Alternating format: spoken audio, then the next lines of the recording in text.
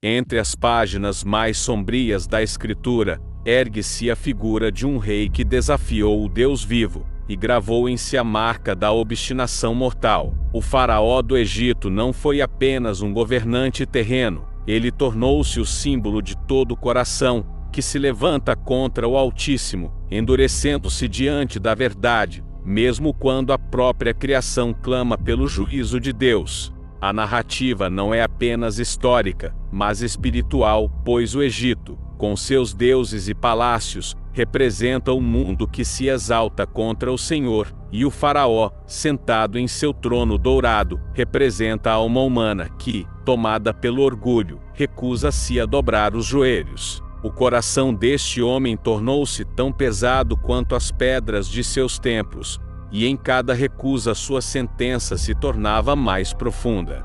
Deus enviou sinais, não apenas para libertar Israel, mas para expor o que se esconde no íntimo dos homens, a dureza que não se rende, a resistência que não se curva. As águas se tornaram sangue, mas o faraó não cedeu. As rãs invadiram os leitos e os palácios, mas ele não se dobrou. Piolhos, moscas, pestes, úlceras, cada praga era um aviso, um chamado, uma ferida aberta no orgulho egípcio. Mas o coração do rei, em vez de quebrar-se, tornou-se ainda mais rígido, como ferro forjado no fogo da própria arrogância. O endurecimento não era apenas humano, era também divino, pois há um ponto em que Deus, ao ser rejeitado repetidas vezes, entrega o homem ao próprio abismo que escolheu. O faraó não apenas existia, ele era entregue ao seu próprio orgulho, como um vaso preparado para a destruição, para que todos os povos vissem o peso da mão do Senhor.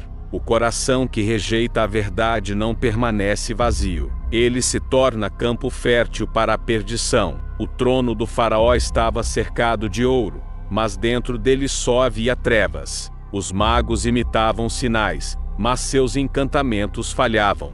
As pragas cresciam em intensidade, e o orgulho do rei crescia junto, como se competisse contra o próprio Criador. E assim, enquanto Israel se preparava para a libertação, o Egito caminhava para a ruína. O faraó, marcado pelo selo da obstinação, tornava-se exemplo eterno. O homem que, em vez de se humilhar diante do Altíssimo, preferiu suportar o colapso de seu reino, a reconhecer que existe um Deus acima dos deuses. A marca do coração endurecido não é apenas dele, é o reflexo do destino de toda a alma, que, diante dos sinais do céu, insiste em dizer: não me curvarei.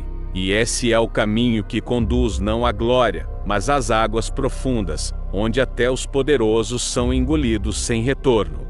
As pragas não eram apenas sinais, mas julgamentos, feridas abertas contra os deuses do Egito, revelando sua impotência diante do Senhor dos Exércitos. Cada golpe era uma revelação, cada desastre um confronto direto entre a glória de Deus e a vaidade do trono do faraó. Mas o rei, ao invés de se dobrar, mergulhava mais fundo na escuridão de sua própria obstinação.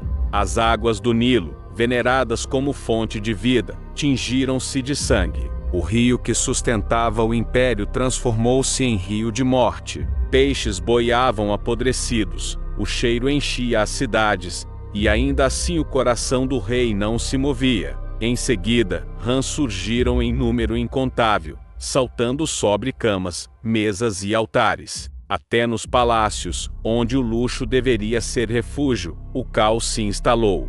Mas o faraó, mesmo implorando alívio, não cedeu ao arrependimento. Quando a praga cessava, voltava ao mesmo orgulho endurecido. Vieram piolhos, cobrindo homens e animais. Vieram enxames de moscas, invadindo o ar e o alimento. Vieram pestes sobre o gado, e até mesmo as riquezas do Egito, bois, cavalos e camelos, foram abatidas pelo sopro de Deus. Vieram úlceras ardentes sobre os corpos, ferindo a pele de servos e senhores. Vieram saraivas misturadas com fogo, despedaçando árvores e colhendo lavouras. E mesmo quando o céu se abriu em raios flamejantes, o trono do rei permaneceu de pedra. Cada praga era também uma exposição: o deus do Nilo, humilhado; o deus das rãs, derrotado; os deuses dos campos, despidos de poder. Os céus e a terra, que os egípcios cultuavam, agora se voltavam contra eles. Mas o faraó, ao invés de quebrar-se, tornava-se mais duro, como se a resistência fosse sua última coroa. Seu coração era o altar onde ele sacrificava sua própria nação, em nome de sua soberba. E houve trevas, não apenas sombras naturais, mas uma escuridão palpável, uma noite densa que cobriu o Egito por 3 dias. Os homens não enxergavam uns aos outros, a luz das tochas parecia inútil, e o silêncio pesado tomava conta do reino. Era como se Deus dissesse: este é o estado de tua alma, ó rei, trevas densas, sem saída, sem claridade. Mas mesmo assim, o coração endurecido resistiu, preferindo as trevas à luz. O endurecimento do faraó revela um mistério sombrio. Há um ponto em que o homem não mais controla sua obstinação, pois Deus confirma a escolha feita. O coração que rejeita repetidas vezes a voz do Altíssimo acaba selado em sua própria perdição. Não foi apenas o faraó que endureceu contra Deus. Foi Deus quem, em juízo, permitiu e fortaleceu esse endurecimento, para que seu poder fosse manifestado diante de todas as nações. E então veio a última praga, a mais terrível, a que traria lágrimas a todos os lares egípcios.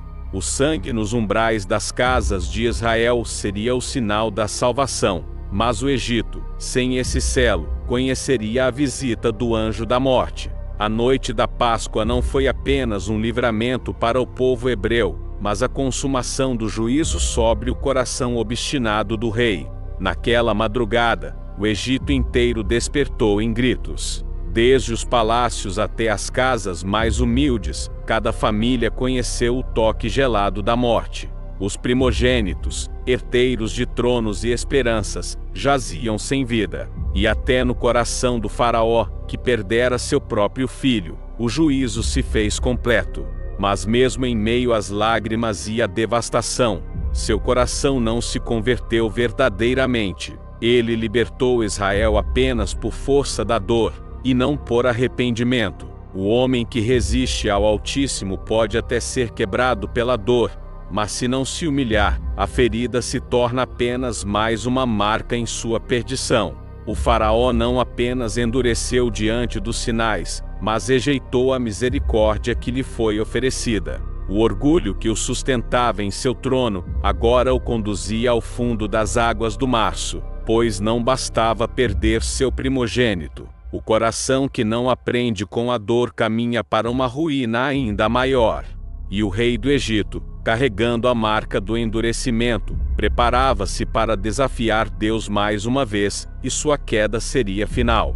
Aquele que ousou desafiar o Senhor dos Exércitos, que ergueu seu trono como se fosse eterno, agora estava marcado não por ouro, nem por coroa, mas por cinzas e silêncio. O faraó, rei dos reis do Egito, homem que se acreditava Deus vivo, caminhava entre as ruínas de um império quebrado pelo peso da mão de Deus. A 10ª praga, a morte dos primogênitos, havia arrancado o último suspiro de sua arrogância. O grito de luto ecoava pelas casas, desde os palácios até as choupanas, e a terra do Egito se cobria de sombra. Não havia quem não chorasse. O coração endurecido que antes resistira ao apelo de Moisés agora estava esmagado sob o peso da própria rebeldia. O faraó que não se dobrou quando o Nilo se tingiu de sangue, que não cedeu diante dos gafanhotos das trevas e das feridas, agora se via diante da perda irreparável. Seu próprio filho herdeiro do trono jazia sem vida. O coração que endurecera contra o povo de Israel agora conhecia a dor que ele mesmo semeara. Mas mesmo no luto, não havia verdadeira conversão, apenas desespero. Sua dor não o levou à entrega, mas à ira. Foi assim que, no auge de sua agonia, o faraó reuniu seus exércitos para perseguir os israelitas, como se pudesse reverter a vontade de Deus pela força de cavalos e carros. As rodas dos carros giravam em fúria, mas também em insensatez. O mar se abriu diante de seus olhos, uma muralha de água sustentada pelo sopro divino, e Israel atravessou em segurança. O faraó, marcado pela obstinação que se tornara sua própria sentença, lançou-se atrás, como quem desafia o abismo. Mas o mar que fora caminho de libertação para Israel se tornou sepultura para o Egito. As águas se fecharam com estrondo, engolindo guerreiros, carros e cavalos. O corpo do exército mais poderoso do mundo afundou no ventre do mar, e o Egito aprendeu que não há império que se sustente contra a mão do Altíssimo. O faraó, cuja marca era o coração endurecido, tornou-se símbolo eterno da queda dos soberbos. Sua memória ficou gravada não como a de um Deus vivo, mas como a de um rei morto em sua própria teimosia. E assim, o eco de sua marca atravessou as eras. Pois o endurecimento do coração é a sentença que aprisiona a alma antes mesmo da morte. O faraó não foi vencido por exércitos humanos, mas por sua própria recusa em ceder ao Senhor da vida.